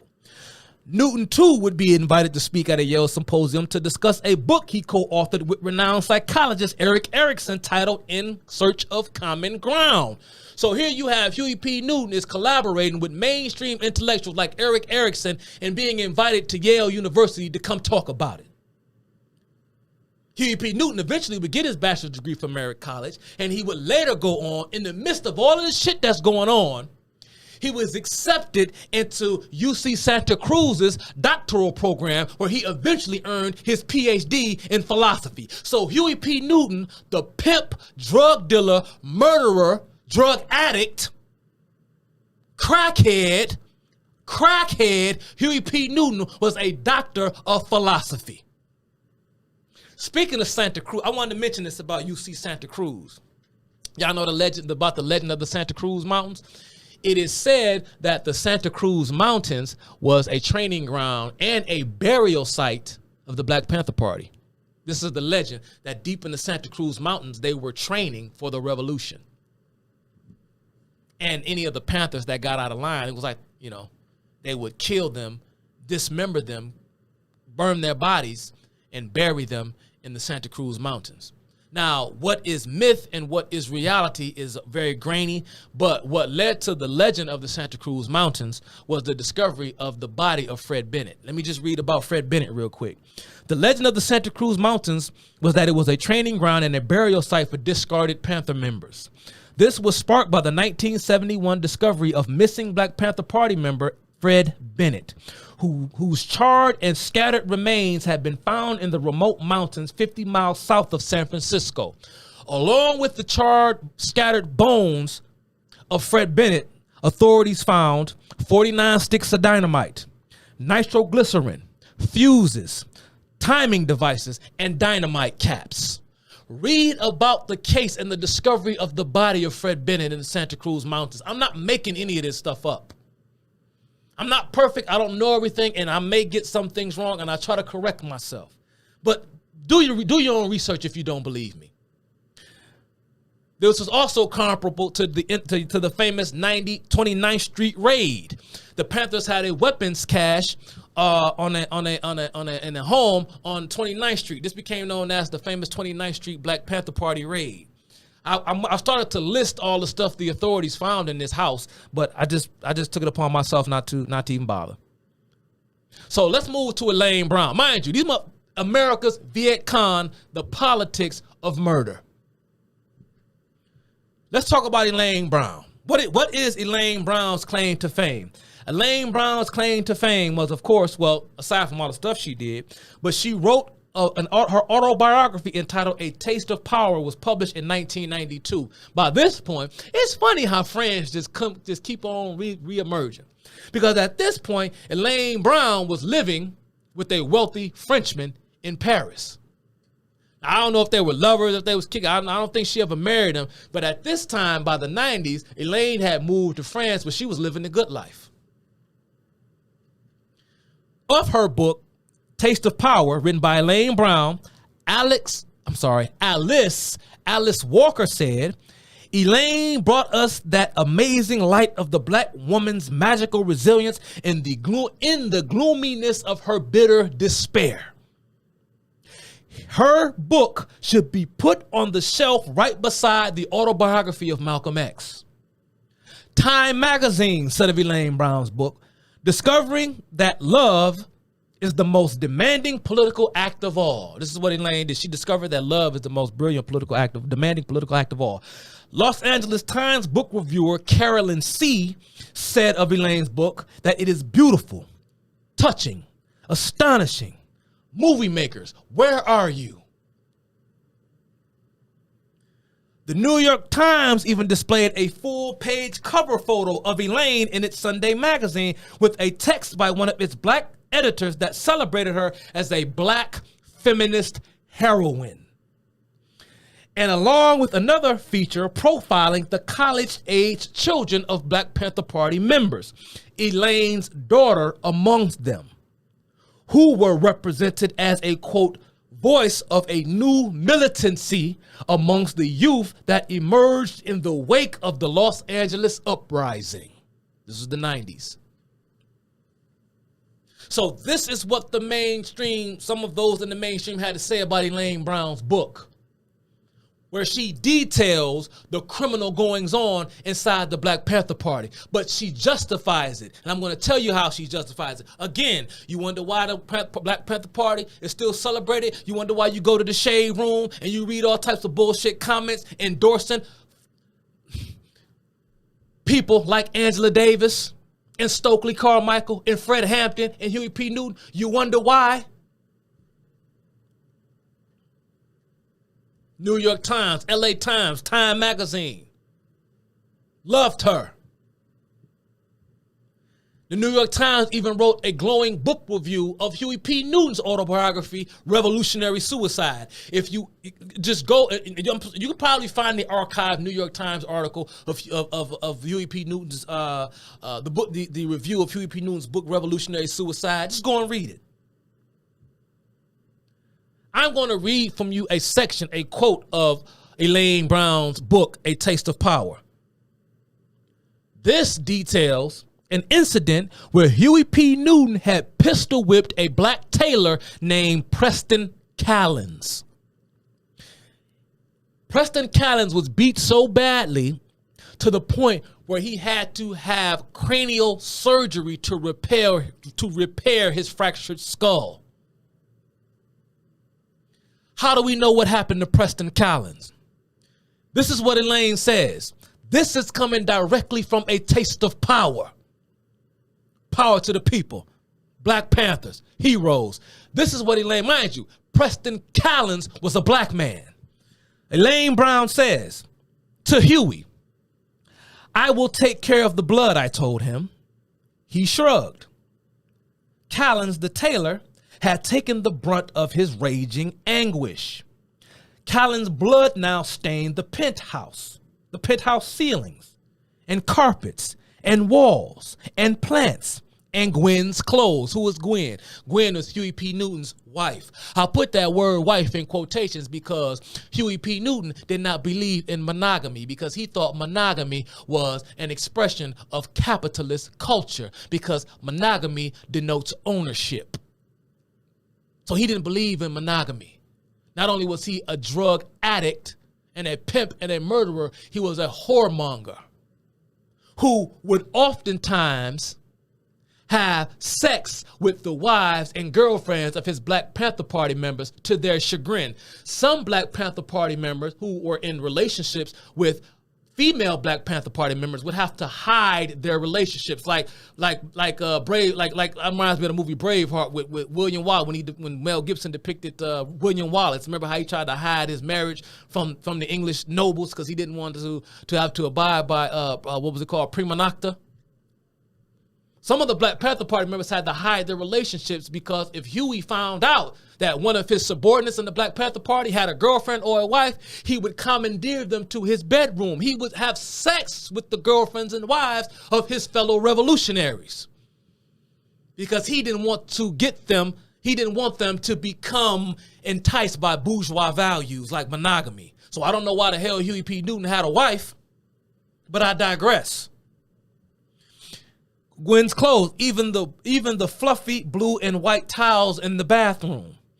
I assured Huey the blood would be washed away and his apartment renewed in time for his return. Huey P. Newton was pacing up and down the holding cell that occupied a corner of the police processing room. She says, I caught a familiar look of arrogant satisfaction on his face. His slight smile said, while I noted Huey's irreverent attitude about the whole affair, it occurred to me how little I, too, actually cared about Callins. He was neither a man nor a victim to me. I had come to believe that everything would balance out in the revolutionary end, so it was all justified in the cause of the revolution. She went on. I also knew that being concerned about Callins was too costly, particularly in terms of my position in the party. She didn't even see Callins as a person because she was walking in lockstep with Huey because she knew that if she showed sympathy for Preston Callins, who had been Huey P. Newton's personal tailor, I don't know what the hell pissed Huey off that day. Maybe he was high because he was oftentimes high on cocaine. And then later on, by the 1980s, he would begin to freebase. He would start doing crack. I don't know, something upset him, and he beat his personal tailor, almost beat him to death. She said that she could not even display sympathy for Callins because she thought or was in fear that it would put her life at risk because Huey P. Newton would put out a contract on her. It's quite ironic because I guess it speaks to the whole keep yourself close, keep your enemies, keep your friends close, but keep your enemies closer. Because Huey P. Newton would tell others about Elaine Brown and talk about how psycho she was, and he didn't trust her because of her temper and that she would always fly off the handle. Like Elaine Brown was almost like a functional psychopath. Of course, it was Elaine Brown that greenlit the assassination of the Black Panther Party bookkeeper, a white woman who was a radical leftist by the name of Betty Van Patter. And of course, you know, Huey P. Newton also had a hit squad that was called the Squad. And the leader of the squad was a man by the name of Big Al, or Big Man. Big Man. I was in that Big Man. That was one of Huey P. Newton's number one assassins, was this dude named Big Man. I think that was his nickname, Big Man. Now, I want to talk about there's another book. So there's two books. There's the Taste of Power, and there's also This Side of Glory, written by David Hilliard. David Hilliard was a high-ranking Black Panther Party member who saw a lot of goings on. He wrote a book entitled This Side of Glory. Now, David Hilliard would go on to talk about how the Black Panther Party, paranoia and the misogyny and a lot of the stuff that was going on, and how he blames a lot of this on the FBI and the CIA and what have you. Again, David Hilliard is full of shit. David Hilliard, mind you, going back to Genet, when he came to the United States, he would contact ramparts, asking them to provide him with an interpreter because there was a woman on the staff at ramparts who spoke French fluently. I can't remember her name, but she would travel with Genet as his interpreter while he was doing work with the Black Panther Party. And she claims that she was raped by David Hilliard. He doesn't admit this in his autobiography. I never heard David Hilliard speak of this. As a matter of fact, I think I said on my previous work I did on the Black Panther Party that David Hilliard, I think, appeared on Alex Jones' show, InfoWars, but that wasn't David Hilliard. I was getting my names mixed up. That is, in fact, I think Leonard Pinckney. Y'all see him. He does a lot with Alex Jones. I guess he's a former member of the Black Panther Party. I think his first name is Leonard, but I know his last name is Pinckney. Wasn't David Hilliard, it's Pinckney that goes on the Alex Jones show. But nevertheless, David Hilliard was accused of rape by a Rampart staffer who was working at the time as a translator for Jean Genet.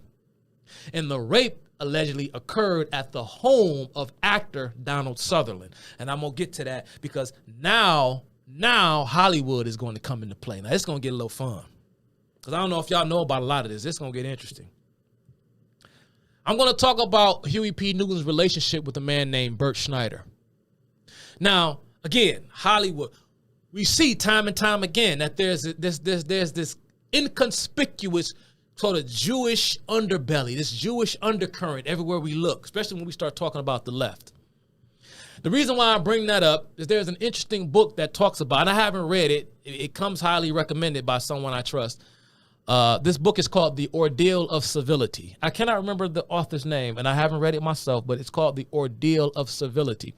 It talks about France, the environment in France post the French Revolution, and what it was like for Jews at the time in France.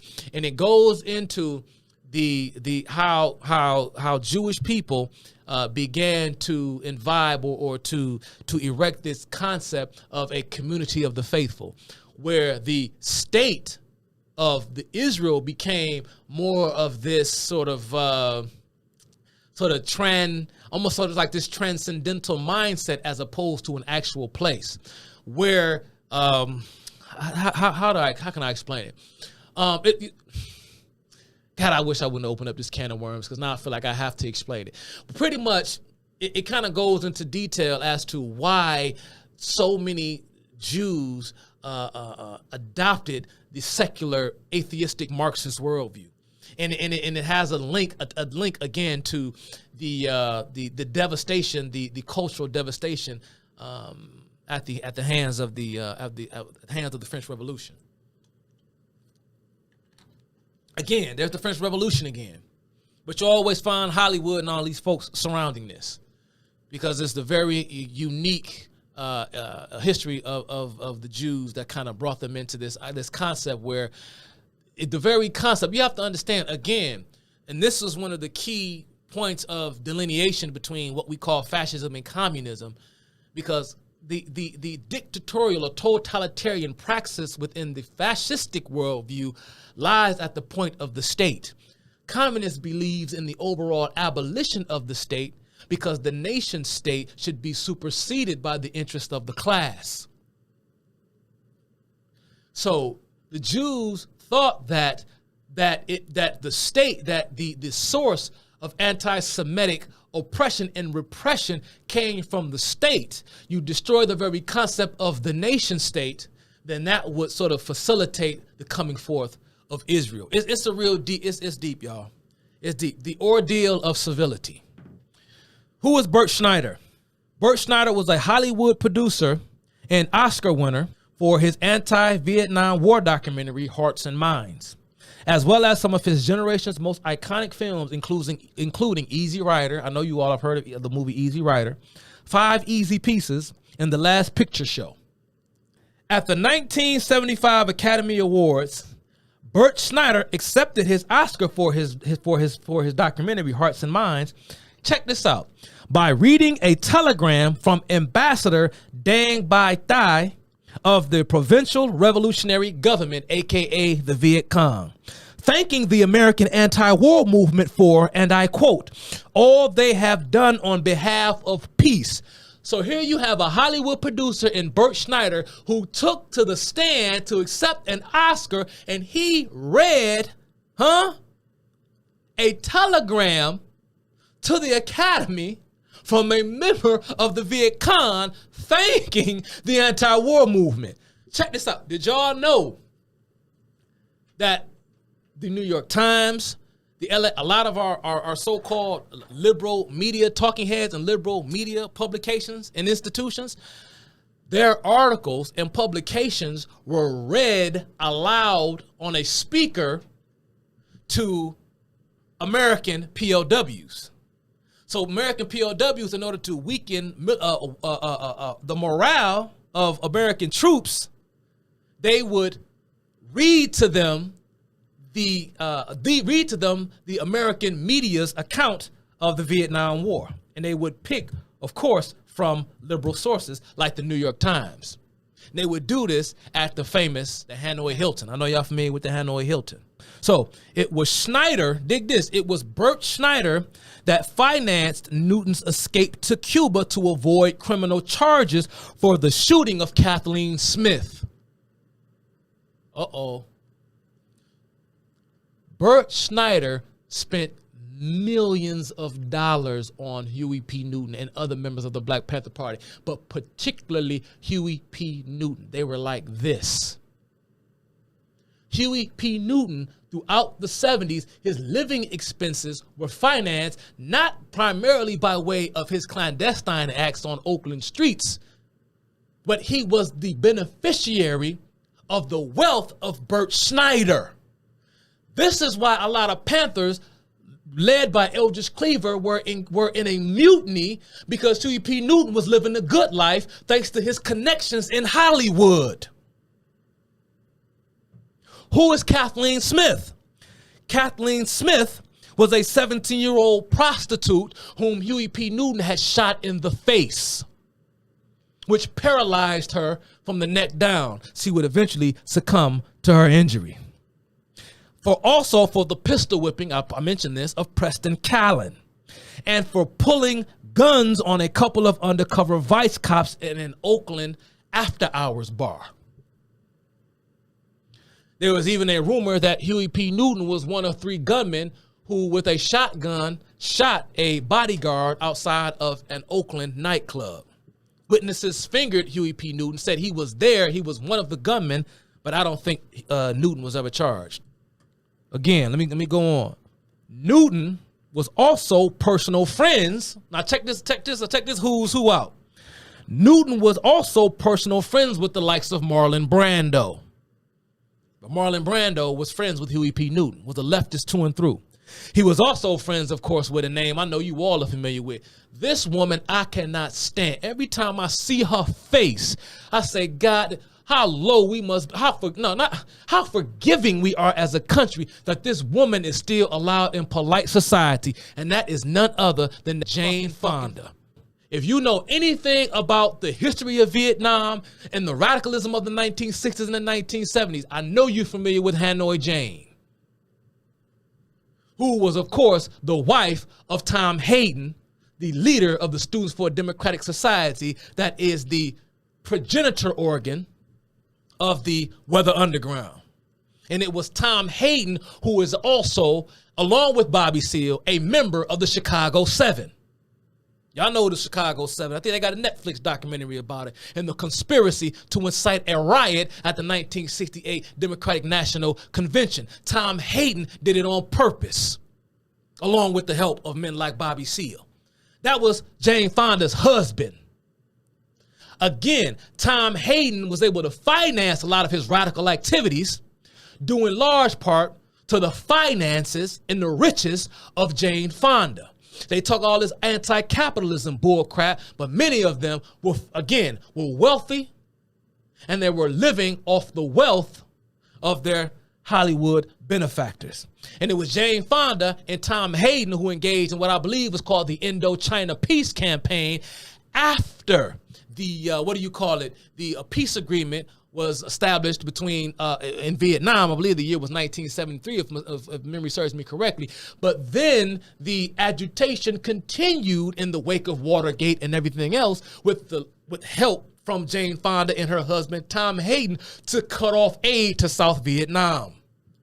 Of course, this led to the communists taking over the entirety of Vietnam, and it led to, of course, the rise of the Khmer Rouge. Now, if you don't know about the Khmer Rouge, just look up the Cambodian genocide. I make the case that considering the size of Cambodia and the number of its sheer population, that the Cambodian genocide, the killing fields of Cambodia, is arguably the greatest the greatest genocide of the 20th century. Jane Fonda had a hand in the rise of the Khmer Rouge. I can't stand that woman. May God have mercy on her soul. He was also friends with Dennis Hopper. And he was also close buddies, Huey P. Newton, with Jack Nicholson. Jack Nicholson, while Huey was on the lam in Cuba, Jack Nicholson even went to Cuba to go and visit Huey. He would also, during his visit to Cuba, would meet with the dictator himself, Fidel Castro, where it is said by those who attended the meeting that Jack Nicholson and Fidel Castro got along great. Even Richard Pryor, the Richard Pryor, with whom Newton and Snyder, because Snyder was too a degenerate, a drug addict, and a whoremonger, Snyder, Newton, and Pryor would all three at times come together to do freebase.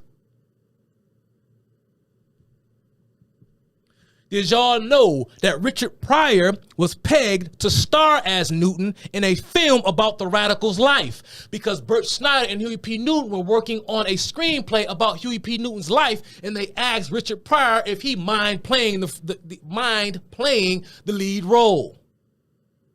There was some sort of tentative agreement, but the entire plan was nixed once, of course, Richard Pryor famously set his face and scalp on fire while freebasing. Huey P. Newton, a drug addict. Richard Pryor, for all of his comedic genius, was a drug addict. He and Huey P. Newton would do drugs together. This was in the 1980s. Back to Kathleen Smith, the 18-year-old prostitute that Huey P. Newton had shot in the face. On the eve of the trial for the killing of Kathleen Smith, and it all makes sense because I know for a fact that Richard Pryor and Huey P. Newton, I know for sure that they was crack buddies. You could take that to the bank.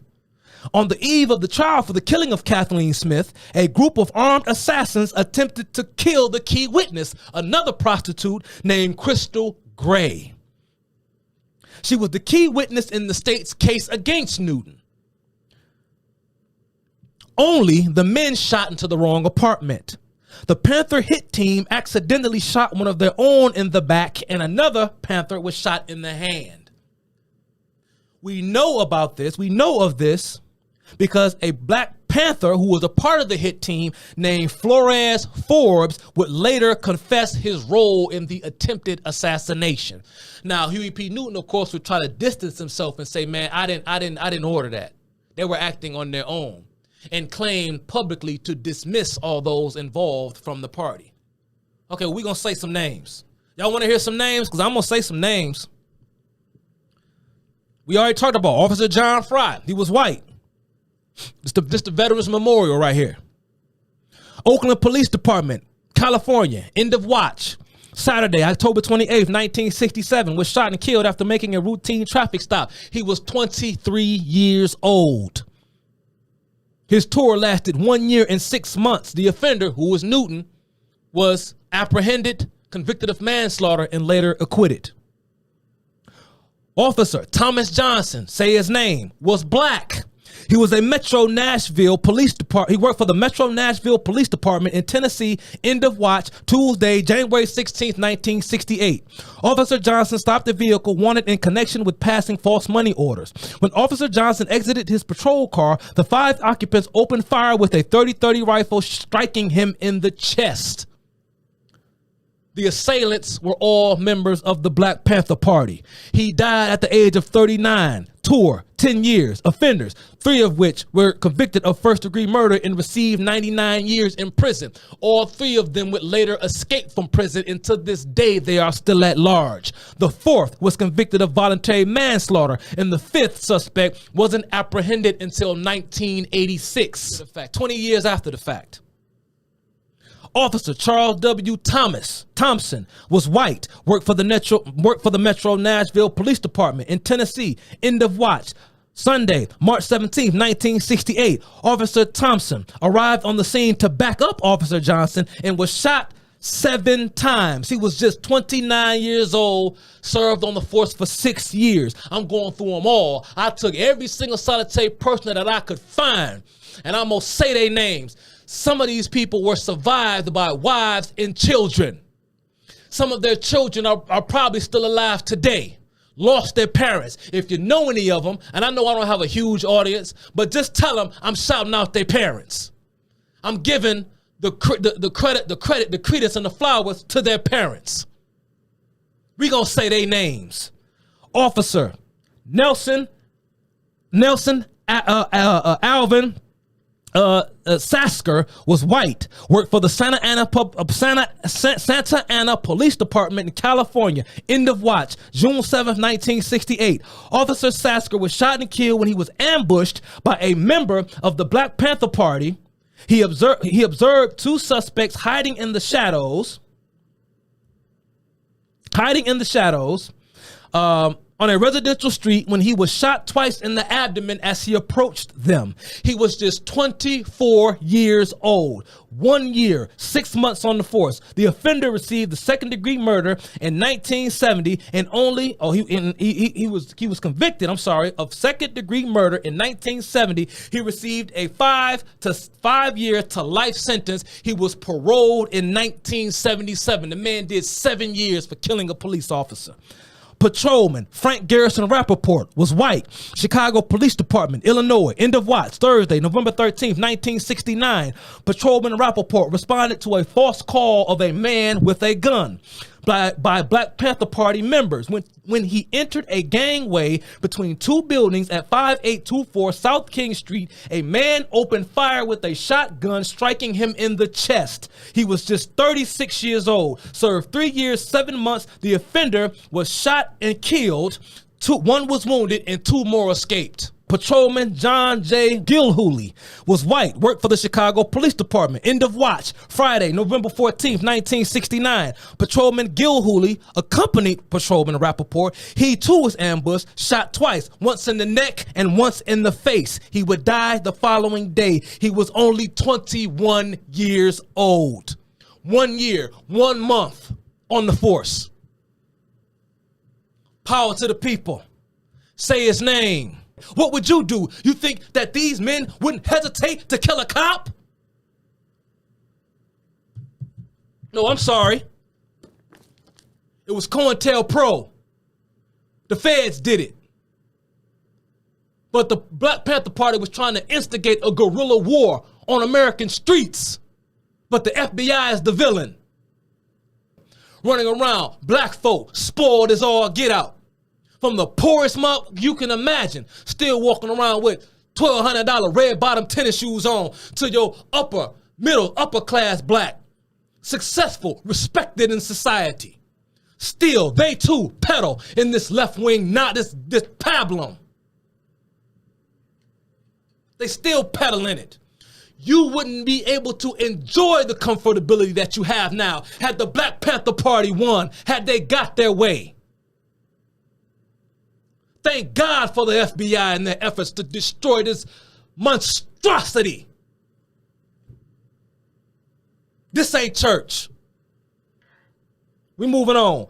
Police officer James T. Sackett Sr. was white, worked for the St. Paul Police Department in Minnesota. End of watch. Friday, May 22nd, 1970. Officer Sackett was shot and killed by 2 suspects after responding to an emergency call at 859 Hag Avenue. He was ambushed from across the street by a suspect with a high-powered rifle. Coward. The emergency call was a false call made by a Black Panther Party member with the intention of killing an officer. He was just 28 years old.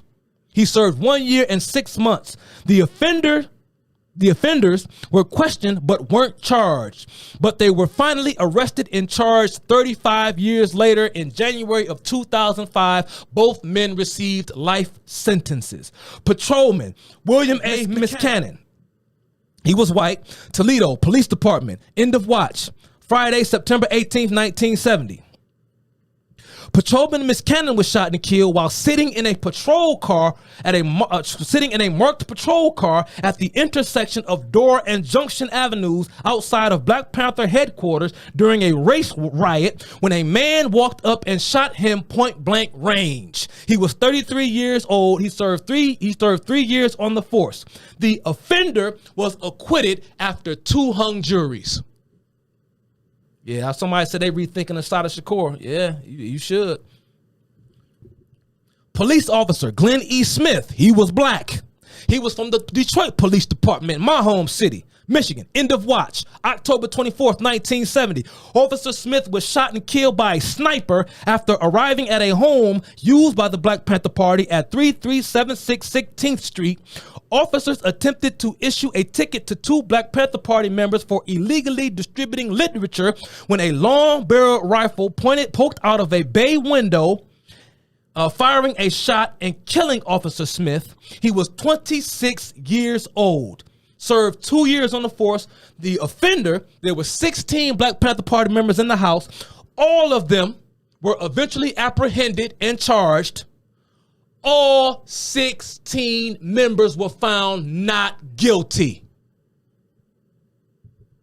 And to make it so bad, this black officer was in plain clothes. He arrived, I don't know if he was off duty, but my research showed me that he was in plain clothes and he arrived to the scene to issue backup for officers already on the scene. He didn't even have to be there. He was black. And I can guarantee you that at least some of the officers on the scene were white. The black officer coming to the aid of a white officer, the black officer get killed by another black man.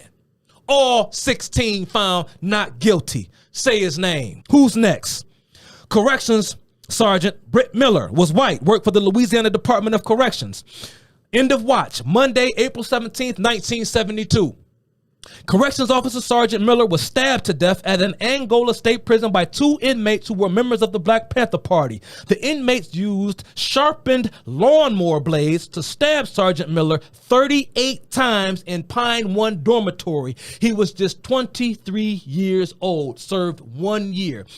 Both offenders were given life sentences and both spent 40 years in solitary confinement, which is more than any other inmate in U.S. history. Are y'all familiar with the Mark Essex event? Who's Mark Essex? Who's Mark Essex? Y'all know about Mark Essex? Well, you should know.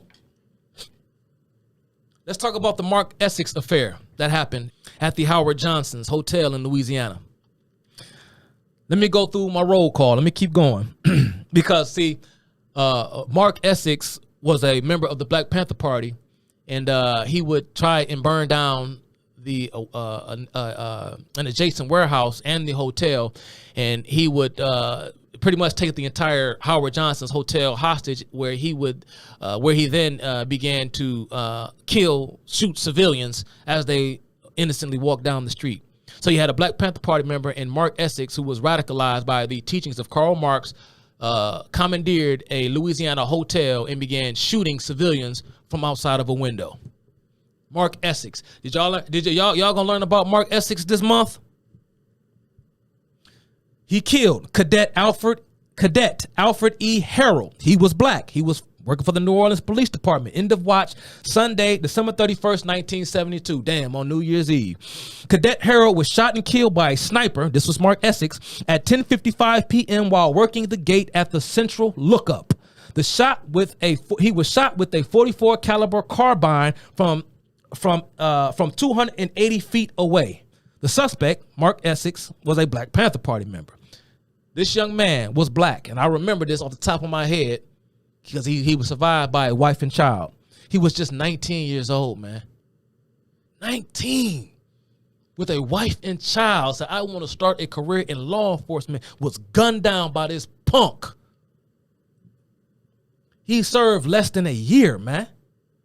Mark Essex, just to cut to the chase, he was eventually shot from a helicopter. They had helicopters hovering over, and a sniper from a helicopter was able to pick him off.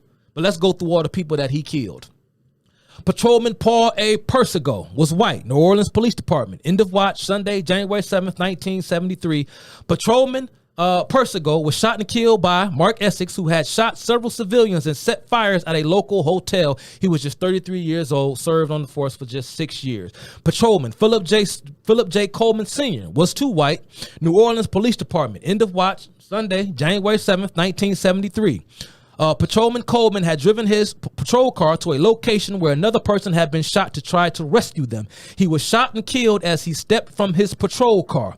He was just 26 years old, only served 5 years, and the offender, of course, was Mark Essex. Department Superintendent Louis Joseph Sergo. He was white, worked for the New Orleans Police Department, was killed on that Sunday, January 7th, 1973. Superintendent Sergo was shot as he led a team of officers up a dark stairwell to try and rescue 2 other officers who were trapped in an elevator. And this was deep about this man here. He was a United States Army veteran who served in World War II and had served on the New Orleans Police Department for 21 years. He was gunned down at the age of 41 by Mark Essex. Now, I think to go back, I said Cadet Harold's end of watch was December 31st, 1972. I think that is a clerical error on my behalf, because if you want to know about, just look up Mark Essex, the Howard Johnson Hotel, and Park Ranger Kenneth Carmel Patrick. He was white. He worked for the United States Department of the Interior for the National Park Service for the U.S. government. His end of watch was Sunday, August 5th, 1973. Park Ranger Patrick was shot and killed while making a traffic stop at Point Reyes National Seashore. The vehicle contained members of the Black Panther Party. One man opened fire with a 9mm handgun as Park Ranger Patrick approached the vehicle. A gunfight ensued. Ranger Patrick was struck in the head. He was 40 years old, served 10 years on the force, and the offender was convicted of his murder and was paroled in 2002. Now, who's this? What do we have here? This book, for those of you who can't see, I can't. Live from Death Row, written by Mumia Abu Jamal. Mumia Abu Jamal is another infamous Black Panther. Ladies and gentlemen, he was a member of one of the branches, or he was a member of the Philadelphia branch. Many, if not all of you, are probably familiar with the name Mumia Abu Jamal. Again, I brought my books here to show you. I've did the research and I've done the work. If you want Mumia Abu Jamal's account of what I'm about to tell you, you can read his memoir, Live from Death Row. Because I'm about to talk about the case of Mumia Abu Jamal and the murder of Daniel J. Faulkner. He was white. He worked for the Philadelphia Police Department. End of watch, December 9th, 1981. Officer Faulkner stopped a light blue Volkswagen at the corner of 13th and Locust Streets for driving the wrong way down a runway street. Officer Faulkner had the passenger exit the vehicle. As the officer was speaking with the driver struck Officer Faulkner in the face, after which a fight ensued. The driver's brother, who was Jamal, came from a parking lot across the street and opened fire on Officer Faulkner, shooting him in the back 4 times. Officer Faulkner, still alive, managed to return fire, striking Jamal. Jamal was able to fire again as he stood over the fallen officer, shooting him in the face. When backup arrived, Jamal was lying several feet away from the officer with the murder weapon in his hand. Jamal was convicted of murder and sentenced to death in 2 separate trials. In December 2001, a federal judge overturned his sentence. Jamal was subsequently sentenced to life in prison. In 2012, the Pennsylvania Supreme Court rejected an appeal to overturn his life sentence. Faulkner was just 25 years old, served 5 years for the Philadelphia PD. Now, to this day, there's a lot of back and forth about what happened, who did what. Of course, you got folk, free Mumia, free Mumia. You hear these stupid rappers still saying this, free Mumia Abu Jamal. I don't know, maybe you think Mumia was innocent. Maybe you think it was a setup, social engineering and whatnot. If that's what you believe, go with God. I'm almost done with the roll call, y'all. I know y'all probably getting bored. But I got to do this, man. Who else gonna do it? These are all forgotten men. These are fallen soldiers. These are fallen men. To this day, we are still living in the wake of the cultural rot that was popularized by the Black Panther Party. This is why you have so much criminality on your streets, because our police departments have been handicapped by political correctness and progressive policing. This began back then. The Black Panther Party helped bring in this attitude. Off the pigs. Lieutenant Ted Cephas Elmore was white, worked for the Catawba County Sheriff's Office. End of watch Wednesday, December 27, 1983. Lieutenant Elmore succumbed to wounds sustained 11 years earlier when he was shot while making a traffic stop at Highway 6470. The vehicle contained 2 Black Panther Party members who had shot and wounded an Atlanta police officer several weeks prior. Lieutenant Elmore was left paralyzed as a result of the unprovoked confrontation. The suspect vehicle was found containing several rifles, 3 shotguns, a bazooka, and 15,000 rounds of ammunition. Lieutenant Elmore was 54 years old. He served on the force for 12 years.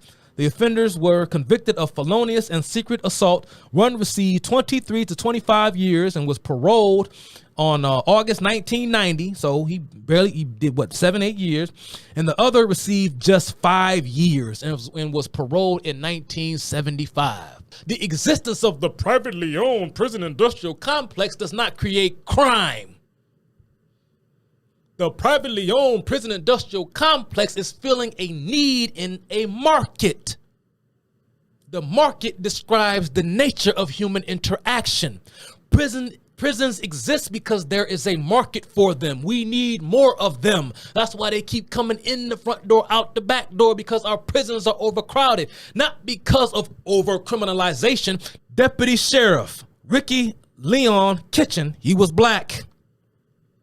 Leon Kitchen and his partner went to serve a warrant at a subject's workplace. Oh, his end of watch, he worked for the Fulton County Sheriff's Office in Georgia. End of watch was March 17th, year 2000.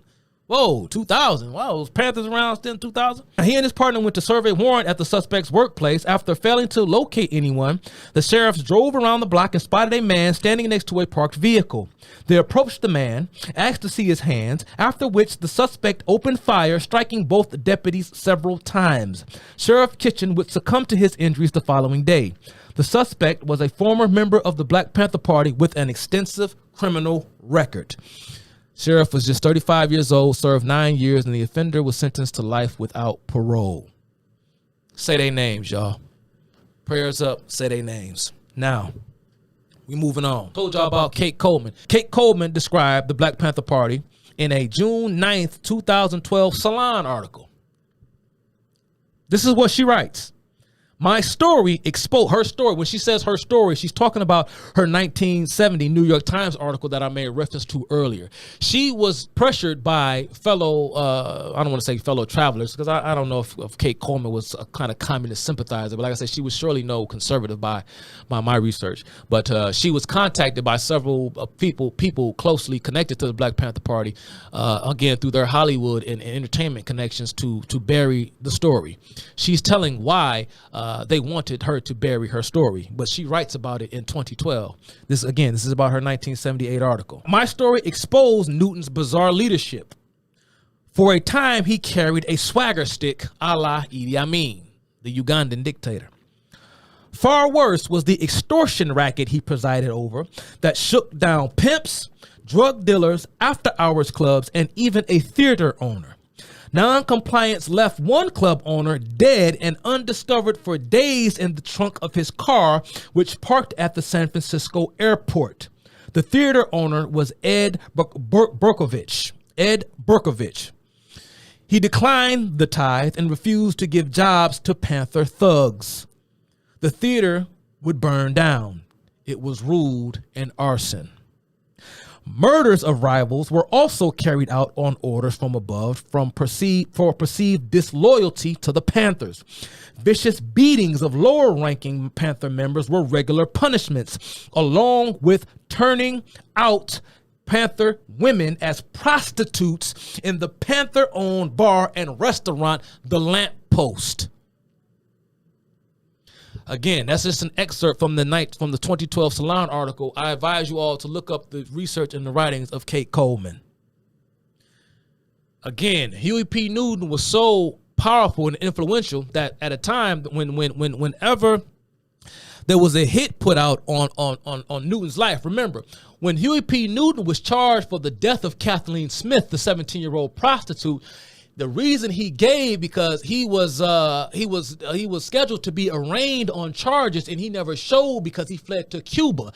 The excuse that he gave in large contingents of the liberal left, in particular the liberal white left, believed his claims that he fled because his life was in danger because of his stature as a revolutionary. He feared for his life. But keep in mind that there were no rival political.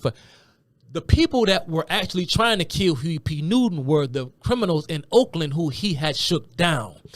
And Huey P. Newton was getting tipped off of the supposed plots on his life by way of Oakland PD.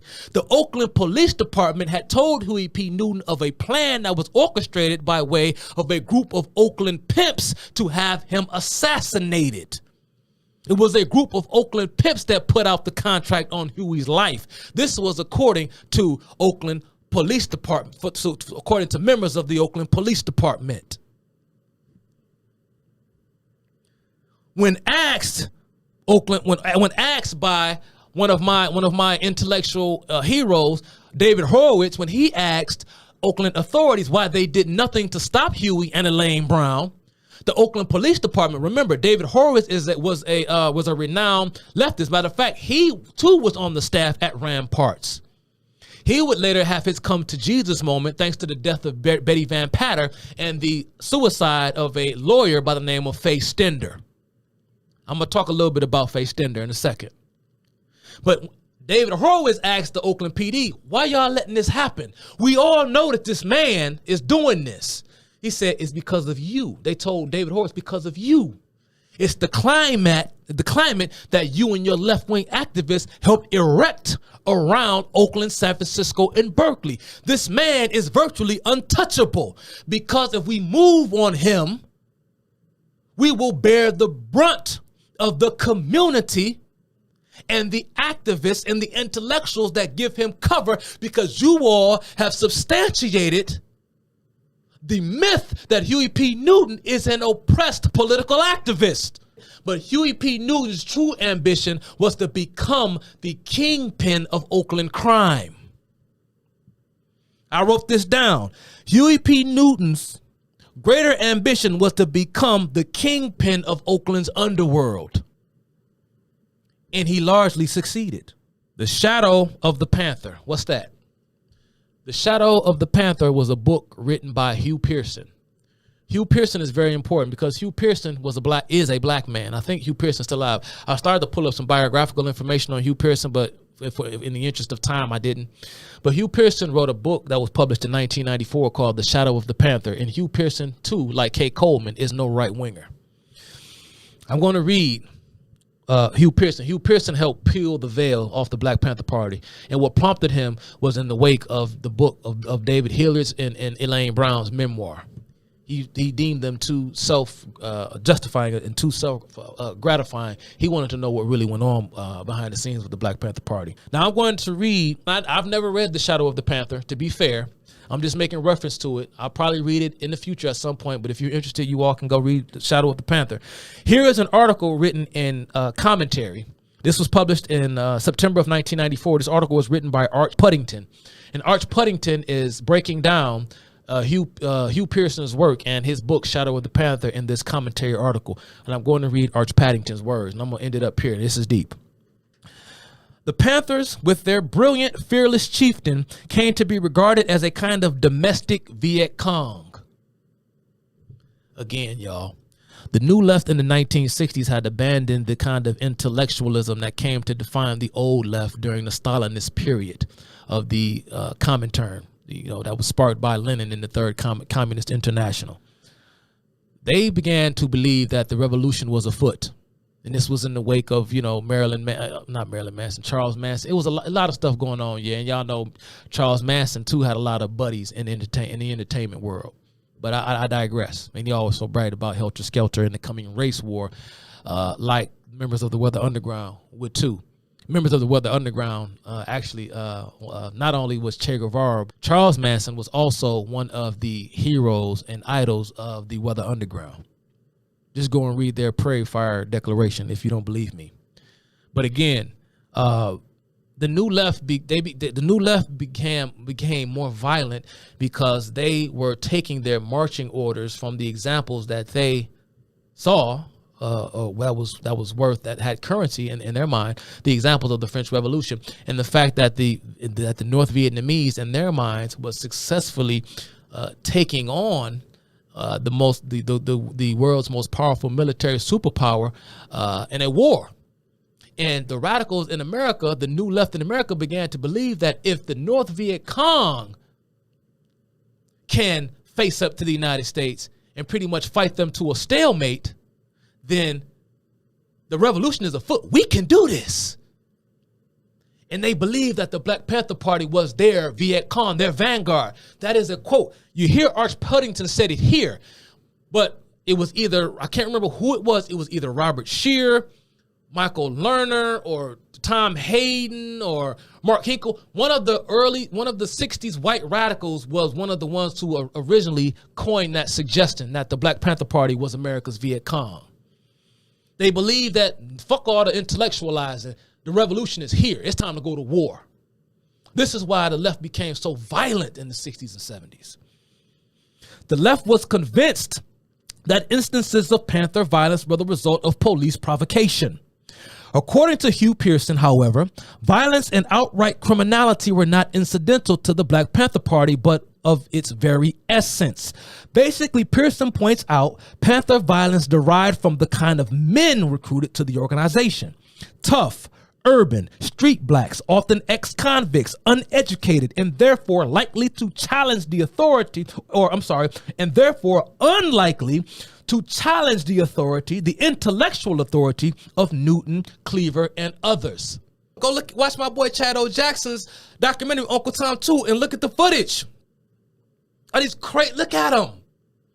And you have these so-called black intellectuals, Hank Rogers, a.k.a. Ibram X. Kendi, and Ta-Nehisi Coates, and using these broken, fatherless, immoral, uneducated, impulsive, immature men and women,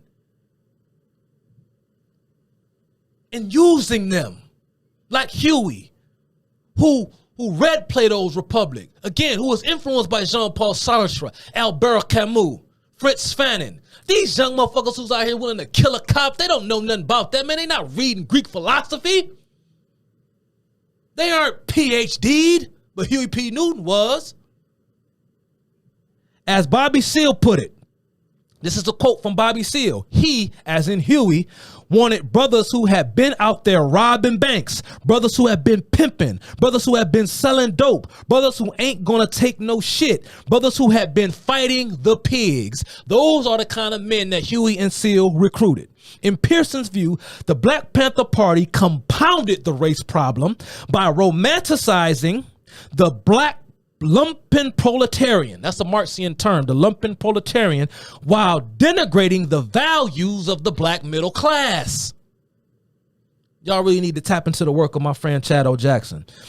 Pearson contends that despite their self-destructive history, the Black Panther Party retains a legendary appeal for a generation of young blacks who were not even alive during the heyday of Newton, Cleaver, and Seale. At the time when black authenticity is often equated with macho posturing, the Panthers are frequently perceived as the most authentic of all the civil rights icons. In an earlier era, publishers touted Eldridge Cleaver's writings as a, quote, document of prime importance for an understanding of the outcast black American soul. That's deep. Today, this was 1940, so today, a Los Angeles gang member, Monster Cody, is billed as a, quote, primary voice of the black experience. And so it goes. So that's my discussion for today, y'all. I'm going to end this with a quote from one of my intellectual mentors and someone who I respect a great deal. If you aren't familiar with this man's scholarship, if you really want to understand what conservatism is and what it's all about, you all really need to familiarize yourself with the late, great Sir Roger Scruton. I'm going to end this with a quote from his book, my favorite Scruton book, or one of my favorites, titled Fools, Frauds, and Firebrands. Scruton says, left-wing politics has discarded the revolutionary paradigm advanced by the new left in favor of bureaucratic routines. Let me say that again. Left-wing politics has discarded the revolutionary paradigm advanced by the new left in favor of bureaucratic routines and the institutionalization of welfare culture. The two goals of liberation and social justice remain in place, but they are promoted by legislation, committees, and government commissions empowered to root out the sources of discrimination. Liberation and social justice have been bureaucratized. Sir Roger Scruton. And that, ladies and gentlemen, is the legacy of the Black Panther Party. A legacy of mayhem, Marxism, and murder. I'm out.